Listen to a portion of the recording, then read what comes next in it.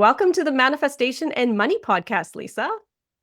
I'm so happy to be here. Thank you. I'm pumped to have you too. Can you please share with the listeners who you are and what your story is? The best way to explain is that after more than 30 years of working with people and their money, I thought I understood money. And many people might relate to that, but I had built a successful practice as a financial advisor, helping clients with managing their money and their planning. But through that and many other jobs that I had in helping people with their money, I realized that the industry had really overlooked something that kept coming up over and over again in the relationships that I was having with my clients. And really personally, it's like I kept watching brilliant, capable people making the same self-defeating decisions over and over again. And let's be honest, some people just naturally are great with money. A lot of people aren't. I was pretty fascinated by both parties. How did people create wealth and what did they do to get there? And why are they so free and clear with money? And then I was also kind of obsessed with what was happening with people and their relationship with money and why did it go to the dark side so often? And so I decided to make a whole career out of this psychology by taking a spiritual practice that I had been building since the late 90s and combining it with my understanding of personal finance and financial advising and bringing these two worlds together to talk about people's relationship with money, not just from the mindset, but also from the practical side. And so, I have an MBA in finance. I'm a certified financial planner. My husband and I have been investing in real estate for 30 years. That's one of the ways that we built our wealth. But no matter how much I know about money, what's fascinating to me is there's always more to learn. So that's kind of an intro to me. I love that. I think is really cool for you to want to know the behind the scenes of the why. So, what kind of things come up for you? What kind of things were you noticing with people and the relationships with money? Yeah, first of all, it's like when I started to look under the covers and realize that our deeply ingrained beliefs and emotional patterns around money often had very little to do with money itself and everything to do with our backstory, I became very intrigued because the more I learned, the more I realized that this information could be incredibly helpful to people, like life changing, because money is such a big deal in our lives, whether we like it or not. We don't have a lot of freedom if we don't figure out money. And so the idea that I could actually help people not just build wealth practically, but build not wealth, money, great, but this sense of abundance, this sense of freedom, this sense of peace in their life because of what I had learned about money and my own journey. I couldn't stop. I feel like I'll probably do this for the rest of my life because it just continues to amaze me at the shifts that people can make just by having greater self understanding of what's going on underneath the decisions that they're making about money. So, how do you get people to connect that awareness to, oh, I might have something that's triggering my current relationship with money, but it might have been like from my childhood? I do it in a few different ways. I've been coaching for this past 10 years. And so the process of coaching is really a process of inquiry. It's like asking really good, really insightful questions that cause people to uncover stories and then processes that help them move through those memories, those situations, those traumas in many cases.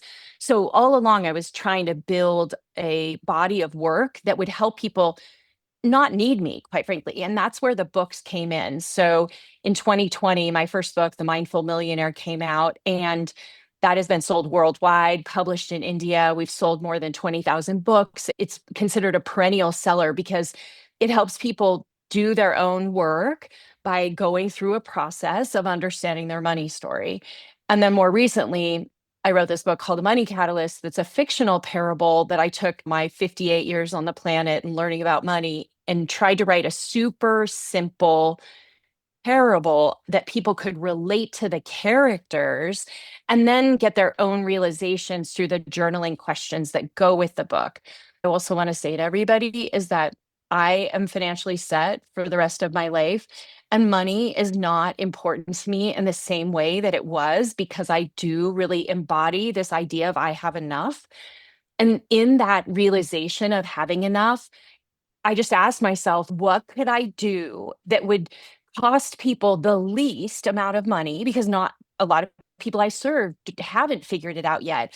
Could I create books that, if people were willing to put the time and energy in, they could get the same kind of impact that my multimillionaire clients could get? Could I do that? And that is really what I've set my whole life around, is making it as simple and easy to follow for anyone, no matter where they're at, to do this work, because I know how much it can help people. I love that. Yeah, and a book too. Yeah, go out and buy the book, but a book can also be gifted from a friend. You can borrow a book. There's a way to get your hands on a book that Yes. if you are that person that is scrappy in that stage, you have access to a huge resource. And what I love about your book, and like you said, the characters are really relatable, but it's also an easy read. It's engaging. You paint a picture there too. So you're hooked in by the story of the characters in the book.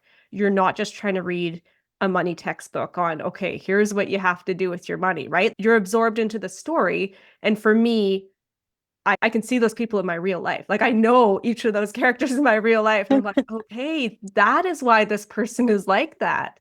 So it was cool insight there too. The other thing that was happening is I'm in a different chapter than a lot of my clients. And even my daughter is 27 and she's been building a business over the past few years that's been very successful. I really wrote this book to younger people.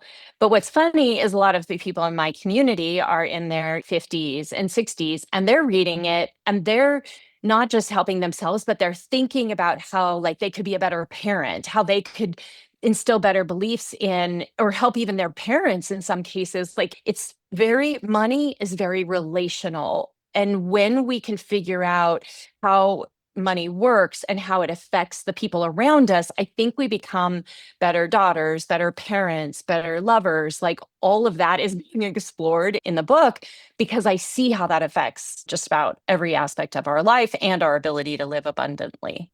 I'm thinking of my kids. They're still young in my house. They're not out in the real world yet. But that is something that I'm trying to guide them on is because they're watching us as parents, right? Like, how are we handling our relationship with money? How much as a parent should we be sharing with our kids of the workings of money? Because we don't want them to have the, oh, just assume it comes from the bank of mom and dad all the time, right? So, how do we teach the kids growing up in this, especially this instant gratification world of you can click on Uber Eats or you can click on Amazon and it's at your door the next day, like that instant, the money, they're not even really seeing the money part of money, right? They're just getting the instant gratification. So, what kind of message do you have for the kids growing up in the world right now going out there?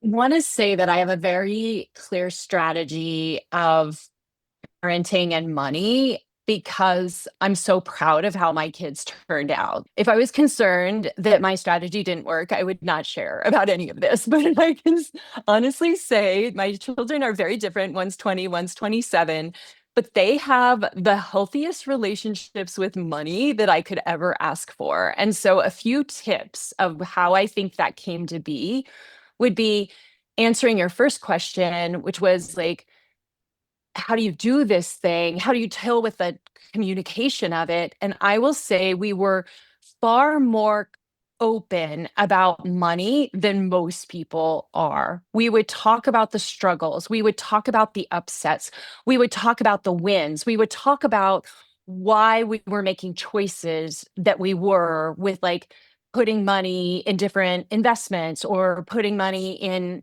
because we do real estate. One of the things that they got used to early in life is that we might only stay in a home that we had just built for a few years because of tax policy in the United States would allow us to sell a home and gain $500,000 in profit and not have to pay income tax on it as long as it was our primary home. So they knew that like we shouldn't get too attached to a house because there's a really good chance that we're going to move, because this is one of the ways that my parents are building wealth and creating choices and freedom for themselves later in life. We would be very open about that kind of thing. What's happening and why are you doing this? And why are we so careful about making our cars last 10 or 15 years? What was the philosophy behind that? Why do we make purchase decisions and the way that we do, not because we care about what other people think, but because we care about having freedom. We share about the priorities in our decisions and let them make their own decisions. That's kind of a macro picture, but a micro picture would be we never told them how they had to spend their money. We never said you have to donate this much, you have to save this much.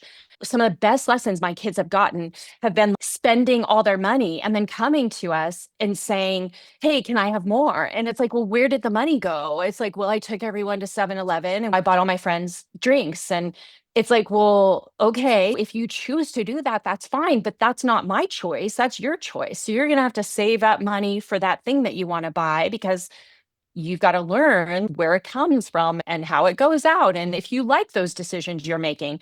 So it's a school of hard knocks of let them fall down. Obviously, I think it's a lot better for a 10, 11, 12, 15-year-old to fall down with money and learn for their own sake than to have us bailing them out and then thinking, well, mom will always be there. Our kids are very responsible in making choices because I think we put it upon them. This is your responsibility. This is what we're going to do to help for college, but this is your responsibility. We talk in those terms. And for that, they feel comfortable talking about money. And if they don't, then they even tell us that, hey, I'm having trouble with this. Communication, I think, is just so underrated, but it makes a difference. That does. And that just makes me think of money has been a taboo topic for so long in so many households. My daughter just finished reading the book and she's really busy and it was hard to fit it in. So this is the new book. And her reflection was, Mom, granted, I know these things that you're talking about in this book, but to see all these micro teachings that you've been giving to me my whole life, written out so clearly so that anyone could follow it was exciting to me. And she's like, I learned new things about you and dad and maybe some of the struggles that you've gone through. But I could see myself and my husband inside of this and some of the struggles that we go through because we come from such vastly different backgrounds with money. And it just made me so happy because I'm like, oh, she sees it and she sees how much care and consideration went into it for the reader, even if they didn't get Zoe's background like Yeah. she did. Yeah. And you have that in your book too, where you have a couple who starts off kind of on the same playing field, but then they have two very different outlooks on money. And so how do you coexist when you have that, when you're coming from one of you coming from the place of gripping onto the saver who doesn't want to spend, and the other one's that's like, well, I want to live my life a little, like I'm working hard for my money. How can we also enjoy life? So what do you have to say for those people who are in that kind of household? First of all, it's very common. My husband and I have definitely struggled with this over time. But first of all, the tension is real. And what I've seen is that it isn't healthy to just ignore these patterns because many of us haven't been modeled by our parents who figured these things out right in front of us. We don't have a way of actually getting through it. We might love our partner deeply, but there are topics like money that just bring up a lot of anxiety. And so we often will just avoid all of that. And I think the reason it was so important in this story was I wanted to give people tools and even conversations that I want to say my husband and I grew a lot from writing this book because he helped a lot. There were things that we were still struggling with all these years later, even though I've been fascinated by this topic. And when it came to writing the resolutions, I had to really search deep of what do you say to someone when you're dealing with these situations? So ultimately, the reader may even have language now to be able to go back to a partner and say, this is why it's not working. These are some things that maybe we could do differently just by reading the book, which I think is priceless because, again, there's just not many resources around this topic. There's not. And in your book too, the fact that you take the time to pause throughout it and actually throw questions right back to the reader in the moment. So a person can be reading through your book, getting the story, something hits them and they're like, "Oh, that's me. Like that's me or that's the person I'm trying to deal with." And you're throwing questions at them. How does this apply to you?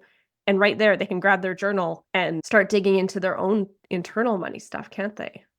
Yeah. I think what might happen, and the book just came out not that long ago, and so I'm still talking to first time readers.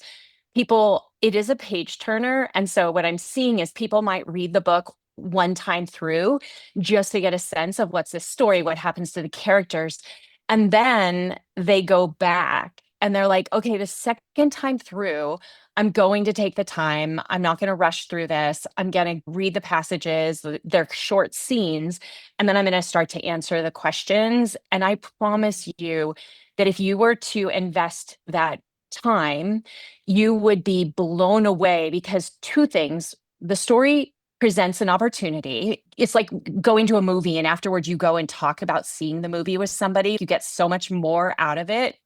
But what they've proven scientifically is that if you can journal, if you can write about a topic, right? Any kind of journaling, this is why journaling is such a transformative process for us, that the mind is so powerful that just by journaling, if you stay with it long enough, your mind will start to bring forth the solutions and the next steps for your life without you having to pay anyone for therapy. You have the capacity to come up with incredible solutions.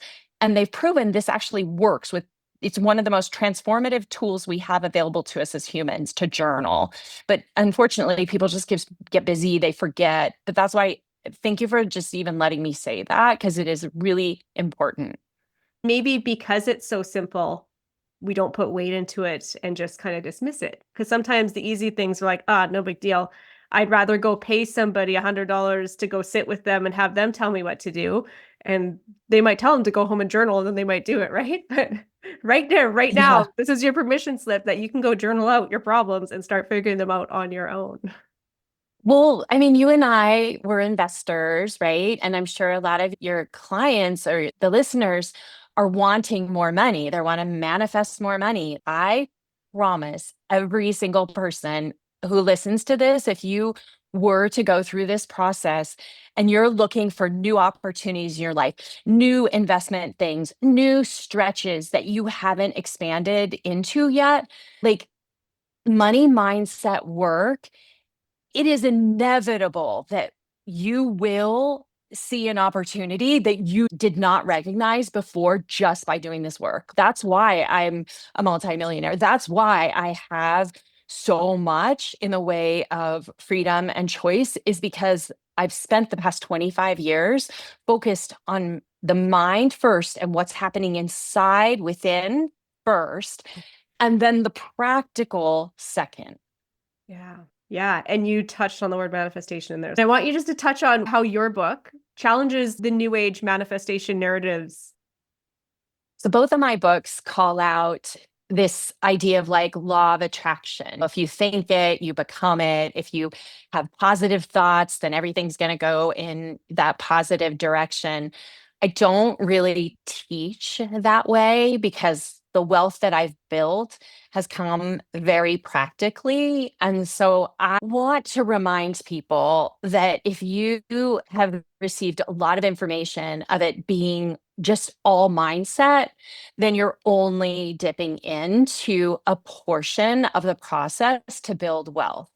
In everything I do, I tell people, please do not stop at the mindset work. Please do not think that just because you had this big breakthrough, your whole entire life is going to be different. Taking action immediately after a breakthrough, almost, I'll say forcing, but in a very gentle way, like telling yourself, I've got this realization. I see the world in a different way.